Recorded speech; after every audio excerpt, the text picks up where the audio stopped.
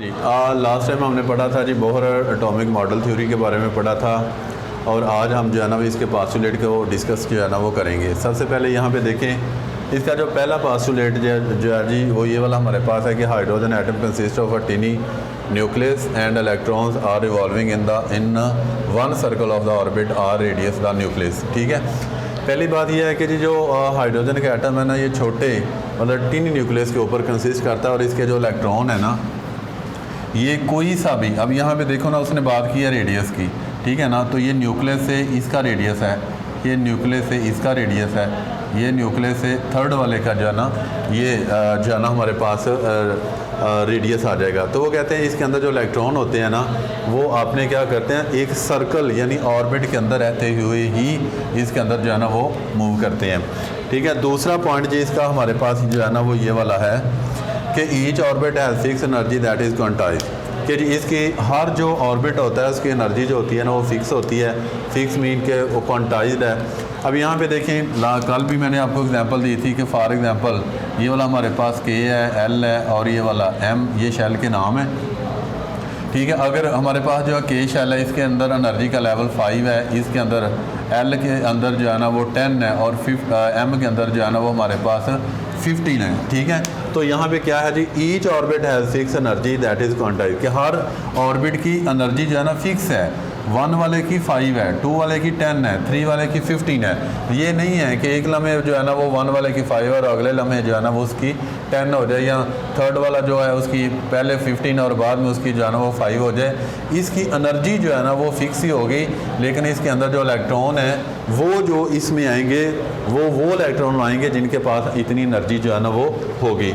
ठीक है, अगला हमारे पास जो तीसरा पॉइंट जो है ना वो हमारे पास क्या है जी as long as electron remains in particular orbit, जब तक कोई इलेक्ट्रॉन पर्टिकुलर मतलब कोई अगर कोई के में है, एल में है, एम में है, ये शेल हैं और ये शेल जो होते हैं यही ऑर्बिट है, तो ऑर्बिट में रहेगा इट डज नॉट रेडिएट और एब्जॉर्ब एनर्जी।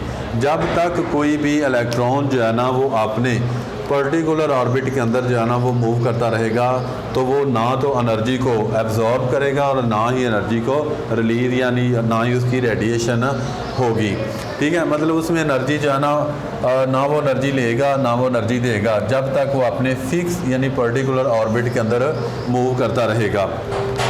ठीक है जी, अब यहाँ पे जी देखें इसकी ये वाली जो है ना हमारे पास इक्वेशन बनती है कि delta E equal to E2। अब यहाँ पे देखें ये इक्वेशन जो है ना इसमें हमारे पास क्या है, ये वाला इसका 4 वाला पास्टुलेट है। अब यहाँ पे देखें इसका ये है कि अगर जब तक कोई इलेक्ट्रॉन अपने पर्टिकुलर ऑर्बिट के अंदर रहेगा वो ना तो एनर्जी को रिलीज़ करेगा ना इसमें से एनर्जी को जो है ना वो एब्जॉर्ब करेगा। जब कोई इलेक्ट्रॉन जो है ना वो अपने फिक्स ऑर्बिट से किसी दूसरे ऑर्बिट के अंदर जो है ना वो जंप लगा के जाएगा तो उसमें जो है ना वो एनर्जी को रिलीज़ या एब्जॉर्ब करेगा। रिलीज़ कब करेगा और एब्जॉर्ब कब करेगा, जब आप लोअर ऑर्बिट से हायर ऑर्बिट की तरफ जाएंगे तो उस वक्त आप क्या करेंगे, मतलब जो इलेक्ट्रॉन है वो एनर्जी को एब्जॉर्ब करेगा। यहाँ पर ये देखें जी ये वाला मतलब एल शेल है, सेकंड वाला शेल है। जब यहाँ से इलेक्ट्रॉन जंप लगा के थर्ड वाले यानी एम वाले शेल के अंदर या ऑर्बिट के अंदर जाएगा तो यहाँ पे उसको क्या जी एनर्जी को अब्जॉर्ब करना पड़ेगा। क्यों एनर्जी को अब्जॉर्ब करेगा, यहाँ पे देखें कि हमने बताया है कि जी दूसरा शेल जो है ना यानी एल शेल जो है ना उसके अंदर एनर्जी का लेवल 10 है और थर्ड वाले के अंदर एनर्जी यानी एम वाले शेल के अंदर एनर्जी का लेवल जो है ना वो 15 है। तो जब 10 वाला 15 में जाएगा वो जाएगा ही तब जब उसके पास जो है ना वो एनर्जी का लेवल 15 होगा। जब तक जो है ना उसके पास एनर्जी का लेवल 15 नहीं होगा वो थर्ड वाले में जो है ना वो जंप लगाकर नहीं जा सकता, वो 10 वाले में ही सेकंड वाले जो एल शेल है ना उसी ऑर्बिट के अंदर ही मूव करेगा। ठीक है, इसी तरह अगर कोई मतलब हायर एनर्जी से लेवल से जो है ना वो लो वाले में आना चाहता है तो वो क्या करेगा। अब ये देखो यहाँ पे एनर्जी थर्ड वाले के अंदर एनर्जी का लेवल 15 है और सेकंड पे वो जंप लगा के आना चाह रहा है तो वो क्या करेगा, सेकंड वाले में एनर्जी का लेवल क्या है 10, तो जो इलेक्ट्रॉन यानी 15 वाला एनर्जी के लेवल वाला इलेक्ट्रॉन जो है ना वो 10 वाले पे आना चाह रहा है, तो वो 5 एनर्जी जो है ना वो रिलीज़ करेगा। 10 एनर्जी वो उसके पास होगी तो देन वो 2 वाले के ऊपर रिवॉल्व करेगा। जब वो 2 वाले पे आ जाएगा तो फिर यहाँ पे जो है ना वो रिवॉल्व करता रहेगा। अगर वो 2 वाला अगेन जंप लगा के 1 वाले पे आना चाहता है तो 1 वाले पे देखें एनर्जी का लेवल हमारे पास क्या है जी 5 है। तो यहाँ पे जो 2 वाला 1 पे आना चाहता है, 2 वाले के पास एनर्जी का लेवल कितना 10 है, तो 10 वाला 5 पे नहीं आ सकता, क्योंकि यहाँ पे अभी हमने किया है ईच ऑर्बिट है फिक्स एनर्जी, कि हर ऑर्बिट जो होता है ना उसकी एनर्जी जो है ना वो फिक्स होती है, ठीक है ना। तो अब ये फिक्स का फिर ये तो ना हुआ कि 5 वाला जो ऑर्बिट है जिसमें एनर्जी का लेवल 5 है वहाँ पे 10 वाला भी आके घूम रहा है और 15 वाला भी आके जो है ना वो घूम रहा है। तो वो कहते हैं नहीं, ऐसा पॉसिबल नहीं होता। अगर कोई जो है ना वो इलेक्ट्रॉन जो है ना वो एक ऑर्बिट से दूसरे ऑर्बिट में जाना चाहता है तो उसको अपना एनर्जी लेवल भी चेंज करना पड़ेगा, ठीक है। अब यहाँ पे देखें जी, ये वाली हमारे पास जो है ना वो प्लांक्स इक्वेशन है, डेल्टा ई यानी जो भी, अब यहाँ पे देखो जिस तरह के 3rd वाले से 2nd वाले पे आना चाहता है तो यहाँ पे आपके पास एनर्जी लेवल 15 है, 2nd वाले पे 10 है, तो इसमें चेंज आएगा। तो चेंज को हम डेल्टा से डिनोट करते हैं, ई मीन मतलब जो है ना वो एनर्जी के लिए यूज़ होगा। तो डेल्टा ई क्या होगा, हम E2 में से E1 को जो है ना वो सब्ट्रैक्ट करवा देंगे जो कि HV है, और ये हमारे पास जो है ना वो प्लांक्स इक्वेशन है, ठीक है ना। और यही वो प्लांक मतलब है थ्योरी जिसको बेस बनाकर जो है ना बोहर ने अपना एटॉमिक मॉडल जो है ना वो पेश किया था। इसके अंदर H जो है ना जी ये वाला प्लांक्स कांस्टेंट है और इसकी वैल्यू उसने 6.63 मल्टीप्लाई 10⁻34 जॉल पर सेकंड जो है ना वो रखी हुई है, ठीक है। ये वाली वैल्यूज़ जो है ना मतलब यहाँ पे इसके अंदर ये शॉर्ट क्वेश्चन भी आ सकता है, what is the value of Planck's constant. Planck's constant की जो है ना वो वैल्यू क्या है, तो आपने ये वाली वैल्यू जो है इसके अंदर लिखनी है। और यहाँ पे देखो H प्लांक्स कांस्टेंट हो गया और दूसरा आपके पास V है, V आपके पास क्या है जी, फ्रीक्वेंसी ऑफ द लाइट है, ठीक है। अब अगला हमारे पास जो इसका जो है ना 5 वाला पॉइंट जो है ना वो हमारे पास क्या आ जाएगा, वो आ जाएगा each electron can revolve only in orbit of a fixed angular momentum, यानी MVR किसके इक्वल है, यहाँ पे आपके पास n जो है ना H और 2 पाई, यहाँ पे H आपके पास क्या है जी, क्वांटम नंबर या आपके पास ऑर्बिट का जो है ना वो नंबर होगा, यानी H जो है ना n मीन आपके पास जो है ना, और H हम जो है ना वो पीछे बढ़ चुके हैं। ये वाला क्या है जी, प्लांक्स कांस्टेंट है और इसकी वैल्यू भी उसने ये जो है ना वो डिफाइन कर दी है, ठीक है। H जो यहाँ पे जो n है, n आपके पास क्या है जी, ऑर्बिट का नंबर होगा, क्वांटम नंबर होगा, ठीक है। ये वाला क्या हो जाए, हो सकता है जी n equal to 1 2 3 4 and so on, या मतलब कुछ भी होगा, जो भी आपका ऑर्बिट का नंबर होगा उसके अंदर आप देखना चाह रहे हैं। देखो ना कि अगर कोई 3rd वाले से 2nd में आया है तो n की वैल्यू हमारे पास क्या हो जाएगी, 2 हो जाएगी, और अगर 2 में से 1 की तरफ आया है तो n की वैल्यू हमारे पास क्या हो जाएगी जी, वो 1 हो जाएगी। और h की वैल्यू हम ये वाली इसके अंदर यूज़ करेंगे 2, और पाई की वैल्यू ये अंडरस्टूड मतलब है कि आपके पास 3.14 जो है ना वो वैल्यू होती है, ठीक है। तो अब आप इसको जो है ना वो वैल्यू पुट करके आप इसकी बड़ी आसानी के साथ जो है ना वो वैल्यू जो है ना वो फाइंड आउट कर सकते हैं कि कितनी एनर्जी मतलब जो है ना वो एक ऑर्बिट से दूसरे ऑर्बिट में जब कोई इलेक्ट्रॉन जंप करता है तो कितनी एनर्जी वो रिलीज़ करेगा, कितनी एनर्जी वो एब्जॉर्ब करेगा, वो सारे का सारा ये वाला जो प्लांक्स इक्वेशन है इसके ज़रिए जो है ना वो हम निकाल सकते हैं। यहाँ पे ये वाली वैल्यू जो है ना आपको खुद से मतलब ज़ुबानी याद होनी चाहिए, आप खुद इसके अंदर जो है ना वो ऐड करेंगे, ठीक है। ये वाले जी जो है ना बोहर के पास्टुलेट थे जो उसने मॉडल अपना जो है ना वो पेश किया था, रदरफोर्ड के मॉडल को ही उसने मॉडिफाई किया है, और वो रदरफोर्ड का जो मॉडल है उसके साथ मतलब वो है उसको एक्सेप्ट करता है कि जो रदरफोर्ड ने बातें की हैं वो सही हैं, लेकिन रदरफोर्ड का मॉडल जो है ना वो इसलिए मतलब उसको डिनाई कर दिया गया है क्योंकि वो जो उसके अंदर मतलब क्रिटिसाइज़ हुआ है वो उसके आंसर के क्वेश्चन जो है ना वो नहीं दे सका, और वही मॉडल है लेकिन बोहर ने उन आंसर का जो है ना वो क्वेश्चन दे दिया है, और वो उसने इस फॉर्म में हमें दे दिया है कि जी वही वाला कि जो हमारे पास बोहर का मॉडल था उसमें हमारे पास यही था ना कि ये वाला देखें जी, ये वाला करते करते जो है ना वो वाला इलेक्ट्रॉन यहाँ से है तो वो इसके जो है ना वो राउंड रिवॉल्व करते करते वो एंड पे क्या होता है कि जो इसका न्यूक्लियस होता है वहाँ पे आके कोलैप्स कर जाता है, ठीक है ना। तो वो कहते हैं नहीं जो बोहर है, नील बोहर है, उसने इसी बात को जो है ना वो पकड़कर अपना मॉडल जो है ना पेश किया। उसने कहा जी ये इसके जो है ना वो इर्द गिर्द जो है ना वो रिवॉल्व तो करते हैं, लेकिन किस तरह करते हैं ये नहीं है। यहाँ पे देखो कि फॉर एग्जांपल यहाँ पे एनर्जी लेवल या ऑर्बिट नंबर 3 है, ठीक है ना। जब वो थोड़ा मूव करेगा 2 पे चला जाएगा, फिर मूव करेगा 1 पे चला जाएगा। तो वो कहते हैं जी ऐसी बात नहीं है। तो बोहर ने जो है ना वो ऑर्बिट को फिक्स कर दिया है, उसमें एनर्जी लेवल को भी जो है ना वो फिक्स कर दिया है, और वही बोहर जो रदरफोर्ड का मॉडल है उसको मॉडिफाई करके और लोगों के जो क्वेश्चन इसके ऊपर जो है ना मतलब थे, इतराज़ात थे, उसको उसने मतलब जो है ना वो दूर कर दिया है। और किस फॉर्म में उसने बोहर ने ये बात की है कि जब तक कोई मॉडल जो है ना मतलब इलेक्ट्रॉन जो है ना वो अपने फिक्स ऑर्बिट के अंदर रहेगा तो वो अपने ना तो वो एनर्जी को रिलीज़ करेगा और ना ही वो उस एनर्जी को जो है ना वो एब्जॉर्ब करेगा, बल्कि वो उस जो ऑर्बिट है उसकी जो एनर्जी फिक्स की हुई है वही उस इलेक्ट्रॉन की जो है ना वो एनर्जी होगी, ठीक है। और आगे वही बात उसने बार बार रिपीट हो रही है कि अगर वो एक इलेक्ट्रॉन मतलब ऑर्बिट से दूसरे ऑर्बिट में जो है ना वो जंप लगा के जाता है तो क्या होगा, उसका एनर्जी लेवल चेंज हो जाएगा। क्यों? क्योंकि अगर वो लोअर से हायर की तरफ गया है तो लोअर पे एनर्जी लेवल 5 है और हायर पे 10 है, 15 है, तो उसको वो एनर्जी जो है ना वो वहाँ से लेके जाना पड़ेगी।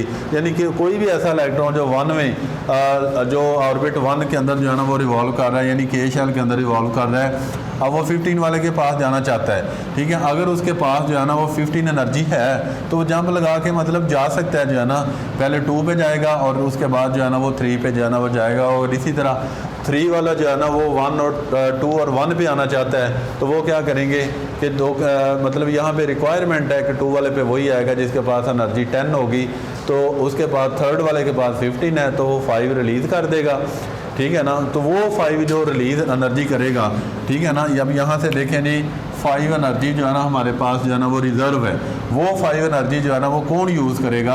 अब अगर 1 वाला जो है ना वो 2 वाले पे आना चाहता है तो 1 वाले के पास एनर्जी कितनी है, 5 ये, और 5 जो 3rd वाले ने रिलीज़ की थी वो लेके उसके पास 10 आ जाएगी, तो ये वाला 1 वाला 2 पे चला जाएगा और इस तरह 3 वाला जो है ना वो भी 2 पे आ जाएगा एनर्जी को रिलीज़ करके। तो मतलब इसका जो टोटल इसकी जो समरी हमारे पास आती है वो यही है कि जो बोहर एटॉमिक थ्योरी है वो ये है कि जी जब तक कोई इलेक्ट्रॉन अपने फिक्स ऑर्बिट में रिवॉल्व करता रहेगा तो ना वो एनर्जी को रिलीज़ करेगा ना ही वो एनर्जी को अब्जॉर्ब करेगा। जैसे ही वो जंप लगाकर एक मतलब ऑर्बिट से दूसरे ऑर्बिट के अंदर जो है ना वो जाता है तो फ़ौरन जो है ना वो उसको उस ऑर्बिट का एनर्जी लेवल जो होगा ना उसको अडॉप्ट करना पड़ेगा, तो वो तब उसके अंदर जो है ना रिवॉल्व करेगा। जब तक वो एनर्जी लेवल लेके नहीं जाएगा वो उस ऑर्बिट के अंदर जो है ना वो रिवॉल्व नहीं कर सकता, ठीक है। ये पेपर पॉइंट ऑफ व्यू से मतलब लॉन्ग क्वेश्चन के हवाले से बहुत ज़्यादा इंपॉर्टेंट क्वेश्चन है, तो इसको आपने मतलब याद करना है और इसका होमवर्क भी आपने करना है। क्या है जी, सबसे पहले जो कल हमने पढ़ा था अकॉर्डिंग से स्टार्ट आपने करना है और नीचे तक, यानी जो डायग्राम यहाँ पे बुक के ऊपर बनी है उससे पहले आप बॉक्स के अंदर लिखेंगे, उसके बाद ये आप डायग्राम बनाएंगे, उसके बाद ये वाले पास्टुलेट की आप जो है ना वो इसकी हेडिंग देंगे और उसके बाद ये वाली इक्वेशन जो है ना ये सारे पास्टुलेट आप लिखेंगे, तो देन आपका लॉन्ग क्वेश्चन जो है ना कंप्लीट हो जाएगा। इसमें अगर शॉर्ट क्वेश्चन आएगा तो आपके पास यही आएगा, what is Planck constant, right it's value. Planck constant आपके पास क्या है जी, एच है और इसकी वैल्यू आपके पास जो है ना वो ये वाला है, ठीक है जी। सुबह हम जो है ना इंशाल्लाह बोहर और रदरफोर्ड की जो थ्योरीज हैं मतलब हैं उनका कंपैरिजन के बारे में पढ़ेंगे और इलेक्ट्रॉनिक कॉन्फ़िगरेशन क्या होती है उसके बारे में जो है ना वो हम स्टडी करेंगे। इससे रिलेटेड जी अगर कोई आपके जहन में कोई क्वेश्चन हो तो वो मैसेज के ज़रिए जो है ना वो आप क्लियर कर सकते हैं। ओके जी, अल्लाह। अस्सलाम वालेकुम अज़ीज़ तुलबा तालिबात, आप सब कैसे हैं। आज हम सबक नंबर 6 जिसका नाम है पंचायत, इसके बारे में हम पढ़ेंगे। इससे पहले कि हम पंचायत को डिस्कस करें, पंचायत के बारे में बहस करें, हम सबसे पहले इसके मुसन्निफ़ जो हैं इसके बारे में डिस्कस करेंगे, यानी मुसन्निफ़ को ज़ेरे बहस लेकर आएंगे। मुसन्निफ़ है इसके मुंशी प्रेमचंद, जिनका शुमार उर्दू के पहले अफसाना निगारों में होता है। शायद आप नाम सुनकर कंफ्यूज होंगे कि बहुत अजीब सा नाम है। वाकई ही नाम तो अजीब है, लेकिन मज़हब क्योंकि इनका हिंदू था, हिंदुइज़्म से ताल्लुक़ रखते थे, इसलिए हिंदू अकायद के मुताबिक उनका नाम ये रखा गया। बहुत आसान, बहुत इंटरेस्टिंग लेसन है, बच्चों आप गौर से सुने और तवज्जो से बोर्ड की तरफ भी नज़र रखें, और जो लेक्चर आपको दिया जा रहा है आप उस लेक्चर को बराहे मेहरबानी तवज्जो से सुना करें। बेटा आप अपनी किताब सफ़ा नंबर 35 को खोलें तो पता चलेगा। सबसे पहले पंचायत के जो मुसन्निफ़ हैं हमने इनको ज़ेर बहस लेकर आना है। मुसन्निफ़ हैं मुंशी प्रेमचंद, जिनकी पैदाइश 1880 जो थी 1880 में हुई, और इनका प्रेमचंद का असल नाम जो था वो धमपत राय था। धमपत राय हिंदुओं का नाम है, मज़हब के लिहाज से हिंदू भी थे, ज़ाहिर फिर हिंदुओं जैसे ही नाम इन्होंने रखे थे। ये ज़िला बनारस के एक गांव मली में पैदा हुए। बनारस इंडिया का शहर है, छोटा सा कस्बा है, वहाँ का एक गांव है मली, वहाँ पे ये पैदा हुए थे। वालिद मुंशी का अजायब लाल, बड़ा अजीब सा नाम है, वालिद का नाम क्या था? अजायब लाल। वहाँ के मली के डाकखाने में मुलाजिम थे, गवर्नमेंट सर्विस में थे, गवर्नमेंट मुलाजिम थे उनके वालिद भी डाकखाने में। इसलिए मैट्रिक का इम्तिहान जब मुंशी प्रेमचंद ने पास किया तो वो एक स्कूल में मदरस हो गए, मदरस मुअल्लम उस्ताद। बड़ी बात है उस वक्त मैट्रिक का इम्तिहान पास कर लेना और एक उस सरकारी स्कूल में बतौर मुअल्लम मुलाज़मत इख्तियार कर लेना बहुत बड़ी बात थी। और ये बात जो थी मुंशी प्रेमचंद को ख़ास खूबी की वजह से सिलेक्ट किया गया था। मैट्रिक का इम्तिहान पास करने के बाद वो एक स्कूल में मदरस हो गए।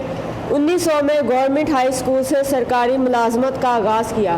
गवर्नमेंट स्कूल में सरकारी मुलाजमत इख्तियार कर लेना भी बहुत बड़ी बात है मैट्रिक के बाद। यहाँ पे मैट्रिक के बाद अभी बच्चा 15-16 साल का होता है और उसको समझ भी नहीं आती, लेकिन मुंशी प्रेमचंद कितने ज़हीन थे कि 15-16 साल की उम्र में मैट्रिक करने के बाद उन्हें गवर्नमेंट ने सेलेक्ट किया और गवर्नमेंट सेक्टर में यानी सरकारी मुलाजमत इख्तियार कर ली। मुलाजमत के साथ साथ तालीम हासिल करने का सिलसिला भी जारी रखा। इतने मेहनती थे कि अपनी मुलाजमत भी साथ साथ जारी रखी और इसके साथ साथ उन्होंने अपनी तालीमी सिलसिला जो था वो मुनक़ता नहीं होने दिया, बल्कि अपनी तालीमी सिलसिले को भी जारी रखा। चुनांचे 1919 में इलाहाबाद यूनिवर्सिटी से BA कर लिया। उन्होंने मुलाजमत भी साथ साथ की और इसके साथ साथ अपनी तालीमी सिलसिले को जारी रखा और 1919 में उन्होंने इलाहाबाद यूनिवर्सिटी, इलाहाबाद वो जगह है जहां अल्लामा इकबाल ने खुतबा दिया था, मुसलमानों के लिए एक अलहदा वतन का तस्वर पेश किया था। इलाहाबाद की यूनिवर्सिटी से उन्होंने BA का इम्तिहान पास कर लिया। 1921 में मुलाजमत से इस्तीफ़ा दे दिया और मुकम्मल तौर पर इल्मी और अदबी कामों में मशगूल हो गए। मुलाजमत छोड़ देना बड़े हौसले की बात होती है, गवर्नमेंट मुलाजमत को छोड़ देना, लेकिन मुंशी प्रेमचंद ने इस मुलाजमत को भी कोई खातर में ना लाए। शायद उनका ध्यान नहीं था इस तरह, वो कोई और काम करना चाहते थे, कोई और अहम कारनामा सर अंजाम देना चाहते थे, इसलिए मुलाजमत से इस्तीफ़ा देकर इसको खैर बात कह दिया और अमली तौर पर मुकम्मल तौर पर अपनी सारी जो तवज्जो थी वो इल्मी और अदबी कामों में लगा दी, यानी लिखने लिखाने में, सीखने में, सिखाने में और सारा काम जो तवज्जो थी भरपूर इस पर तवज्जो दे दी। 1936 में 1936 में अंजुमन तरक्की पसंद मुसन्निफ़ीन के पहले इजलास की सदारत की। ये था मुंशी प्रेमचंद का मुख्तसर सा तारफ़ कि उन्होंने किस तरह, कहाँ वो पैदा हुए, असल नाम उनका क्या नाम था, उनके वालिद का नाम क्या था और उन्होंने किस तरह तालीम जो थी जारी रखी, पेशा क्या इख्तियार किया। इसके अलावा सरकारी मुलाजमत को किस वजह से उन्हें खैराबाद कहना पड़ा और किस तरह उन्होंने अंजुमन तरक्की पसंद मुसन्निफ़ीन के पहले इजलास की सदारत की। अब आते हैं उनके अंदाज़े तहरीर को। और भी बहुत से हिंदुस्तान में अफसाना निगार थे जिन्होंने बहुत शोहरत हासिल की, लेकिन प्रेमचंद में कौन सी ऐसी तहरीर, अंदाज़े बयान उनका कौन सा मुनफरिद था, उनका लिखने का अंदाज़ कैसा था जिसकी बिना पर उन्हें उर्दू के पहले अफसाना निगारों में शामिल कर लिया गया। हिंदुस्तान में बहुत से हाजा, मसरूर, इसके अलावा और भी बहुत से अफसाना निगार थे जिन्होंने अफसाने लिखे और शोहरत हासिल की, लेकिन प्रेमचंद को किस वजह से पहले उर्दू के अफसाना निगारों में शुमार किया गया? उसकी वजह ये थी कि उनका अंदाज़े बयान जो था वो बहुत सादा था, बहुत दिलकश था। उन्होंने जो कुछ भी लिखा वो माशरे के नफ्सियाती मसाइल को मद्देनज़र रखते हुए लिखा। अब देहात में बसने वाले छोटे मोटे तबके के जो थर्ड क्लास के जो दर्जा सोम के जो लोग होते हैं उनको क्या मसाइल पेश आते हैं, किन किन मुश्किलात का उनको सामना करना पड़ता है, किन किन दुश्वारियों से वो गुज़र कर आते हैं। कई बाज़ औक़ात उनके मसाइल हल हो जाते हैं, बाज़ औक़ात उनके ज़िंदगी भर मसाइल जो है वो हल नहीं हो पाते और नस्ल दर नस्ल इसका खमियाजा जो है वो उनकी नस्ल को भुगतना पड़ता है। जैसे मज़दूरों के मसाइल हो गए और किसानों के मसाइल हो गए। ख़ास तौर पर उन्होंने जो अपने अफसानों का मौज़ूआत जो लिए वो यही था देहात में बसने वाले मज़दूर और किसान। आपको पता है हालांकि किसान जो है वो माशरे के लिए बड़ी अहमियत रखता है, लेकिन हमारे माशरे में मज़दूरों को और किसानों को वो दर्जा नहीं दिया जाता, वो मुकाम नहीं दिया जाता जो आला दर्जे के लोगों को मिलता है। माशरे में आला दर्जे के जो आला तबके के जो लोग होते हैं उनका ही वक़ार रखा जाता है, उनको इज़्ज़त और एहतराम दिया जाता है, लेकिन मज़दूर और किसानों के ना तो कोई मसाइल की तरफ तवज्जो देता है और ना ही कोई उनके मसाइल को हल करने की कोशिश करता है। नतीजतन ये होता है कि वो या तो मसाइल खुद हल कर लेते हैं या मसाइल कुछ इस तरह उनके बिगड़ जाते हैं कि वो अपनी ज़िंदगी में नहीं हल कर पाते और नस्ल दर नस्ल वो मसाइल उनके चलते रहते हैं। ऐसी मौज़ूआत को मुंशी प्रेमचंद ने अपना मौजू बनाया और ये साबित के अफसानों में ज़ाहिर करने की नतीजा उन अफसानों का ये निकाला, अपने अफसानों में ये साबित करने की कोशिश की जो मर्ज़ी हो जाए, नेकी जो होती है वो बहरहाल बदी के मुकाबले में हमेशा गालिब रहती है। दुश्वारियाँ ज़रूर आती हैं, कठिन रास्ते आते हैं, मुश्किलात भी आती हैं, लेकिन नेकी नेकी ही होती है। इसको कभी भी दबाया नहीं जा सकता, कभी भी रोका नहीं जा सकता। हक़ की आवाज़ को कभी नहीं रोका जा सकता। हक़ और बातिल का अगर मुकाबला किया जाए तो हमेशा हक़ जो है वो अव्वल आता है, हक़ जो है वो जीत जाता है और बातिल को शिकस्त का सामना करना पड़ता है। ऐसा ही बच्चों आज आपने जो अफसाना पढ़ना है मुंशी प्रेमचंद का पंचायत, वो इसी के मतलब है। बड़ी खूबसूरती के साथ उन्होंने इसका नतीजा निकाला हुआ है। इसके अलावा जितने भी उन्होंने अफसाने लिखे उनमें हमेशा नतीजा निकालने की कोशिश की हुई है। इनकी ज़ुबान बहुत सादा है। छोटे छोटे मुहावरों का उन्होंने, क्योंकि बनारस से ताल्लुक़ रखते थे इसलिए अपने छोटे छोटे मुकालमों का, छोटे छोटे मुहावरों का उन्होंने इस्तेमाल किया हुआ है, जिनको सुनकर पढ़ने वालों को बात उनकी ज़ुबान जो है वो आसानी से समझ में आ जाती है। किसानों की आपको पता है कि गांव में रहने वाले जो किसान होते हैं, जो मज़दूर तबका होता है, वो किस तरह की ज़ुबान इस्तेमाल करते हैं। ज़ाहिर इतने वो पढ़े लिखे तो होते नहीं, कुछ अनपढ़ होते हैं, कुछ बहुत कम तालीम याफ्ता होते हैं और अपने गांव के माहौल के मुताबिक उन्होंने अपनी ज़ुबान का इस्तेमाल करना होता है। इसी बात को मद्देनज़र रखते हुए मुंशी प्रेमचंद ने भी जो ज़ुबान अपने अफसानों में इस्तेमाल की वो मज़दूरों और किसानों के हवाले से की। इंतहाई सादा, दिलकश और आसान ज़ुबान इस्तेमाल की कि पढ़ने वाले को उनके अफसाना जो हैं वो अच्छी तरह समझ में आ जाते हैं। इसके अलावा उन्होंने अपने अफसाना को हक़ाइक़ और वाक़यात की सूरत बनाकर माशरे में एक रंग भरने की कोशिश की है। उन्होंने अफसाने इस अंदाज से लिखे हैं कि वाकई उनमें कोई वाक़यात नज़र आते हैं, कुछ हक़ाइक़ नज़र आते हैं, जिसकी वजह से उन्होंने अपने वाक़यात और हक़ाइक़ को सामने लाकर अपने अफसाने में एक नया रंग भरने की कोशिश की है। इनकी तहरीरों की बुनियाद माशरती मसाइल, नफ्सियाती मुताला और मुशाहदा पर है।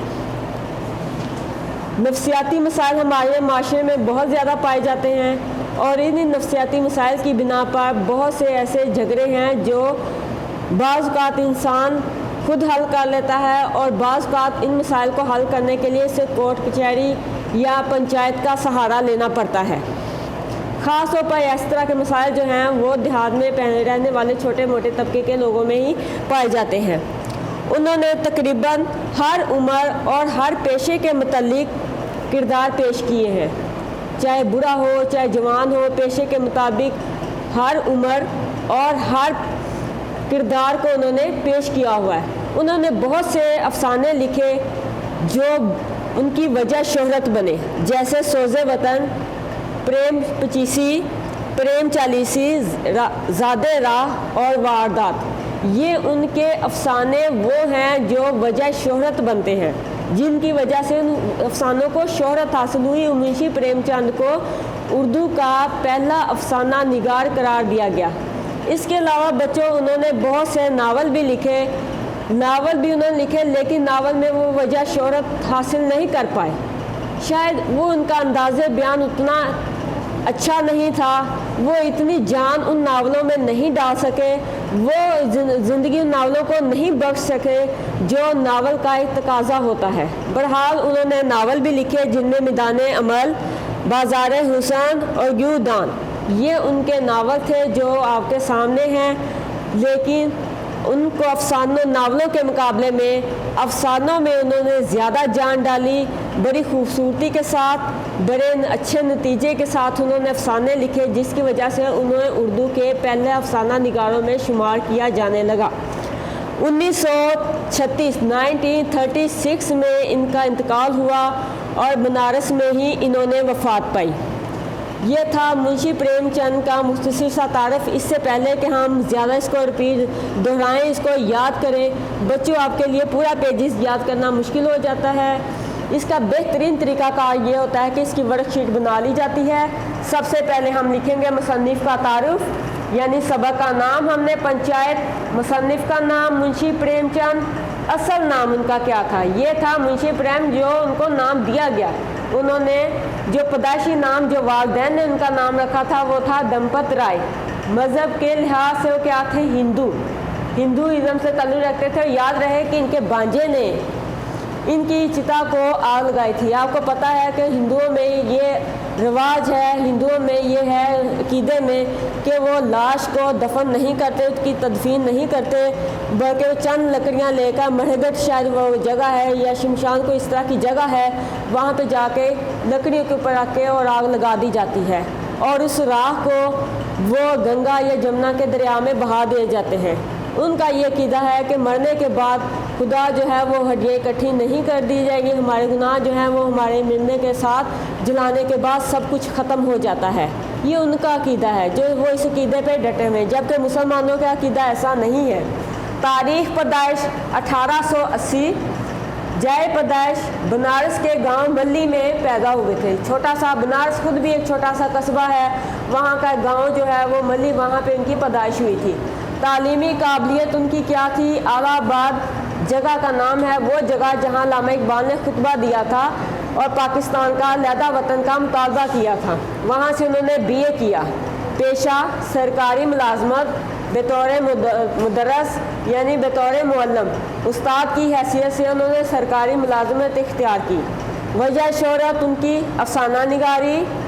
अब अफसानों में कौन कौन से उन्होंने मौज़ूआत लिए, देहाती मज़दूरों और किसानों के मसाइल। देहात में बसने वाले मज़दूर और किसानों को जो मसाइल पेश आते हैं उनको उन्होंने मौजू बनाया और इन मौज़ूआत पर उन्होंने ज़्यादातर लिखा। अंदाज़े बयान आसान, सादा, दिलकश। प्रेमचंद का शुमार उर्दू के पहले अफसाना निगारों में होता है। अफसानों का नतीजा क्या निकलता था, नेकी हमेशा गालिब रहती है बदी के मुकाबले में। दूसरे बहुत से और अफसाना निगार थे जिन्होंने अफसाने लिखे, लेकिन शायद उन्होंने कोई नतीजा अखज़ नहीं किया।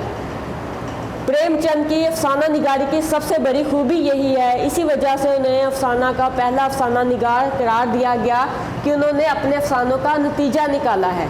हमेशा उनके अफसानों के नतीजा यही निकलता है, नेकी जो है वो हमेशा गालिब रहती है बदी के मुकाबले में। चाहे जितनी मर्ज़ी कठिन रास्ते आ जाएं, जितनी मर्ज़ी दुश्वारियाँ आ जाएं, मुश्किलात आ जाएं, लेकिन हमेशा नेकी अपना आ मनवा लेती है। अफसानों के मजमूए कौन कौन से उन्होंने अफसाने लिखे जो उनकी वजह शोहरत बने। वैसे तो बहुत से अफसाने लिखे, लेकिन कुछ ऐसी चीज़ें ख़ास हो जाती हैं जो शोहरत का बायस बन जाती हैं, जिनमें सोज़े वतन, प्रेम पचीसी, प्रेम चालीसी, वारदात और ज़ादे राह ये उनके अफसानों के मजमूए हैं। इसके अलावा भी बच्चों उनके बहुत से अफसाने हैं। अहम नावल भी उन्होंने लिखे, लेकिन जो जान उन्होंने अफसानों में डाली थी, जो उन्होंने अंदाज़े बयान अफसाना निगारी में किया, जो कुछ उन्होंने लिखा वो शायद जो नावल तकाजा करता है वो उसको प्रोवाइड नहीं कर सके, उसको मुहैया नहीं कर सके। नावल भी लिखे, लेकिन वजह शोहरत नावल नहीं उनके बने। मिलाने अमर, बाज़ारे हुस्न, यूदान ये बच्चों के अहम नावल हैं जो उन्होंने लिखे, लेकिन शायद जिस तरह नावल जो तकाजा करता है वो उसमें जान वो नहीं डाल सके। वफात उनकी थी 1936 में बनारस में, वहीं पे इनका इंतकाल हुआ और उनके भतीजे जो थे उन्होंने उनकी जगह को आग लगाई। ये था मुसन्निफ का मुख्तसर सा तारुफ। उम्मीद है कि जो आपको पढ़ाया गया है वो आपको समझ में आ गया होगा। कोशिश किया करें बच्चों, जो बोर्ड के ऊपर आपको करवाया जाता है वर्कशीट जिस तरह आपको समझाई जाती है, आप उसी वर्कशीट को कॉपी करने की कोशिश किया करें। समझें, कल इंशाल्लाह हम पंचायत जो है बहुत इंटरेस्टिंग है, शौक और जज्बे के साथ हम इसको पढ़ें। कल इसका आगाज़ करेंगे। कल तक के लिए जानकर अस्सलाम वालेकुम स्टूडेंट्स। चैप्टर नंबर 3 हम लोग कर रहे हैं और चैप्टर नंबर 3 का biological method to solve a biological problem, उसको हमने बहुत डिटेल